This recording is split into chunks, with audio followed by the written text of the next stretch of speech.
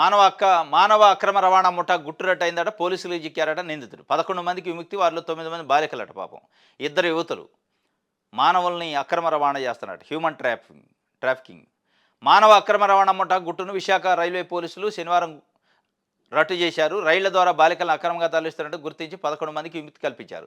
వీరిని తరలిస్తున్న ముఠా సభ్యుడిని అరెస్ట్ చేశారు. ఇందుకు సంబంధించిన రైల్వే సీఐ ధనంజయ నాయుడు మీడియాకు వెల్లడించిన వివరాలు. ఒడిశా రాష్ట్రం నుంచి బాలికలను అక్రమంగా తరలిస్తారన్న సమాచారం విశాఖ రైల్వే పోలీసులకు అందింది. దీంతో వారు అప్రమత్తమయ్యారు. ఒడిశాలోని నవరంగ్పూర్ నుంచి కోరమండల్ రైల్లో బాలికలను అక్రమంగా తరలిస్తున్నారని నిర్ధారణకు వచ్చారు. ఇది 11 మంది అట పాపం. అందులో 9 మంది బాలికలే ఉన్నారట. దుర్మార్గులు. వీళ్ళని దేశపై ఎక్కడెక్కడ ఏం చేస్తారో పాపం, అమ్ముతారో ఏం చేస్తారో, రకరకాలుగా రొంపిలోకి దింపుతారు బాలికల్ని. ఇక ఎవరైనా పురుషులు ఉంటే వాళ్ళ కిడ్నీలు అమ్ముతారు, లివర్లు అమ్ముతారు, రకరకాలుగా దందా ఉంది. ఈ దందాను ఆపేటోడు లేడు.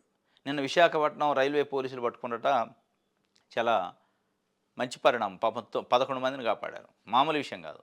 ఇది మనకు కనపడినవి ఎన్ని ఉంటాయో. కాబట్టి ప్రభుత్వాలు వీటిపైన కఠినమైన చర్యలు తీసుకోవాలి. ఎందుకంటే అమ్మాయిల్ని వాళ్ళ పేదరికాన్ని ఆసరాగా తీసుకొని డబ్బులు ఇచ్చి తీసుకుపోయి ఎక్కడనో అమ్మి, ఈ మధ్యలో ఉన్న దళారులు మొత్తం ఈ దందా పెద్ద దందా అయింది. మామూలు దందా కాదు ఇది.